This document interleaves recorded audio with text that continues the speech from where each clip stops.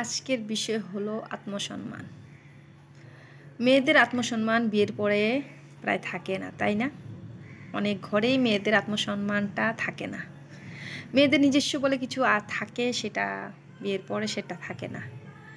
মেয়েদের গুণ যত থাকে সেটা বিয়ের পরে বেগুন হয়ে যায়, তাই না? যেই মেয়ে সর্বগুণী সম্পূর্ণ নারী থাকে, সেই নারী বিয়ের পরে সর্বগুণী আর থাকে না। সে তেলে ভাজা বেগুনি হয়ে থাকে, বেগুনি হয়ে যায়। সে কিছু কাজ পারে বলে কেউ মানেই না। যেমন ছেলে মেয়ে যদি ভালো হয়, শ্বশুরবাড়ির মানুষ বলবে বাবার মতো হয়েছে, খারাপ হলে মার মতো হয়েছে। আরে সেই মেয়েটা যে বিয়ের আগে তার কত গুণ ছিল সেটা তো জানে না কেউ। আত্মসম্মানটা মেয়েদের থাকে না, অনেকভাবেই মেয়েদেরকে নিচা করা হয়। একটা মেয়ে বিয়ের আগে যে সব ব্যাপারে মেয়ে এটা ভালো মেয়ে, ভালো মেয়ে, ভালো মেয়ে, খুব ভালো, সেই মেয়েটা বিয়ের পরে কেন এত খারাপ হয়ে যায়? সবার নজরে কেন খারাপ হয়ে যায়? সবার নজরে খুবই খারাপ হয়ে যায় একটা মেয়ে। সব ঘরে বলবো না, কিছু কিছু ঘরে নারীদের অনেক সম্মান আছে, কিন্তু কিছু কিছু ঘরে নারীদের সম্মান নেই বলতেই চলে। তো সেই সব ঘরের কথা বলছি আমি। তো সেসব আজকাল মেয়েরা বিয়ের পরে কি পাবে না পাবে সেটা পরের কথা। তাই প্রত্যেক মা বাবাকে বলছি, মেয়েদের আত্মসম্মানটার জন্য খেয়াল রাখবেন।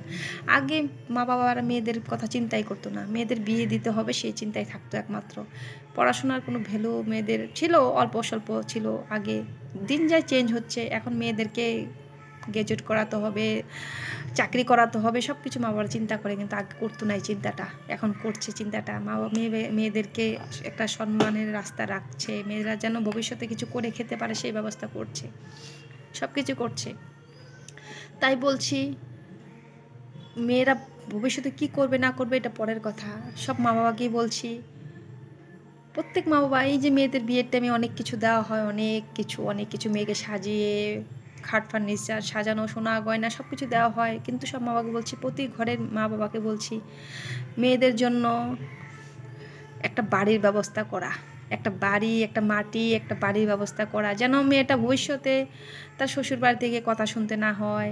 দেখুন, মেয়েদেরকে বলা হয় মেয়েদের বিয়ের আগে মেয়েদের বাড়ি থাকে, বিয়ে হলে মেয়েদের শ্বশুর বাড়ি হয়ে যায়, শ্বশুর বাড়ি বাবার বাড়ি।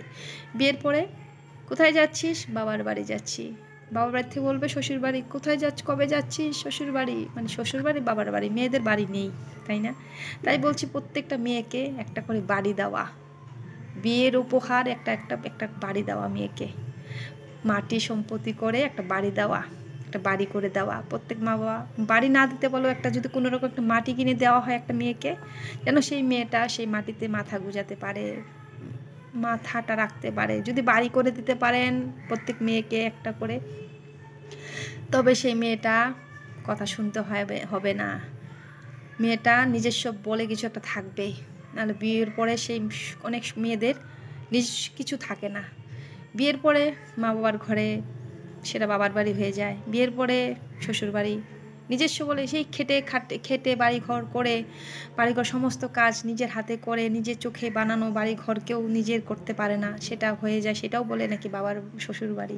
নিজের কিছু আছে বলে মনে হয় না। তাই প্রত্যেক মেয়েকে মা বাবার একটা কর্তব্য, আজকালে করে, অনেকে না করে না, সবাই করছে। আজকাল মেয়েদেরকে সম্পত্তি দেওয়া হয়, কিন্তু সম্পত্তি দেওয়া হয় এটা পরে ভাগবাটোরা, কিন্তু না, আগের থেকেই জন্মের সময় থেকে মেয়েদের জন্য চিন্তা করতে হয় যে আমার একটা মেয়েকে বাড়ি করে দিতে হবে, বিয়ের আগেই করে দিতে হয়, বিয়ের আগে রেখে দিতে হয়। সেটা শ্বশুরবাড়ির লোককে না জানানোই ভালো, কিন্তু মেয়ের জন্য মেয়ের জানা থাক, মেয়ের কিছু আছে বলে সেটা মেয়ে জানা থাক, পরে আস্তে আস্তে সবাই জানবে, কিন্তু ওরকম করা উচিত। তবে মেয়েটা শান্তিতে বাঁচতে পারবে, শান্তি থাকতে পারবে, মেয়ের আপন বলে, মেয়ের বাড়ি আছে বলে কিছু বলতে পারবে। শ্বশুর বাড়িতে কথায় কথায় কথা শুনতে হবে না। অনেক সময় শুনতে হয় অনেকের যে বাবার বাড়ি চলে যাও, বাবার বাড়িতে গেলে বলবে শ্বশুর বাড়িতে চলে যাও, এমনই হয় মেয়েদের জন্য। মেয়েদের নিজস্ব বলে কিছু থাকে না, তাই মা বাবা থাকতেই মা বাবার এটা উচিত মেয়েদেরকে কিছু একটা করে দেওয়া। চাকরি করে না করে সেটা পরের ব্যাপার, কিন্তু বিয়ের আগেই সেই ব্যবস্থাটা করে দেওয়া একটা মা বাবার। তো আমার কথাটা যদি একটু মনে হয় যে কথাটা ঠিক বলেছি, তো আপনারা বলবেন। আমি অনেককেই দেখেছি, অনেকেই ভুগছে, অনেকেই, আমি এমন কিছুদিন আগে একটা ঘটনা ঘটেছে, একটা মানে কি বলবো, অসহায়, একদম অসহায় তার হাজব্যান্ডের কাছে সে মানে কি বলবো, সেটা প্রকাশ করার দরকার নেই আমার। তো মেয়েটা খুব এখন কষ্টেতে আছে। আজকে নিজস্ব যদি তার বাড়ি থাকতো সে চলে যেত। তো কারো কথা উল্লেখ্য করে লাভ নেই এখানে। কথাটা আমার বড় হয়ে যাচ্ছে, আমি বললে আরও অনেক বড় হয়ে যাবে। তো এই বলে আমি শেষ করে দিচ্ছি। তো প্রত্যেক মা বাবার কাছে আমার এটা অনুরোধ, বিশেষ অনুরোধ আপনাদের কাছে, প্রত্যেক মেয়েকে একটা করে বাড়ি দেওয়া, যেন সে বলতে পারে আমারও একটা বাড়ি আছে, সেখানে নিঃশ্বাসটা নিতে পারে, আমার শান্তি, সে শান্তি নিতে পারে যে আমার, হ্যাঁ আমারও বাড়ি আছে, আমার, শুধু আমার। তো আজই বেলে আপনাদের কাছ থেকে বিদায় নিচ্ছি। নমস্কার।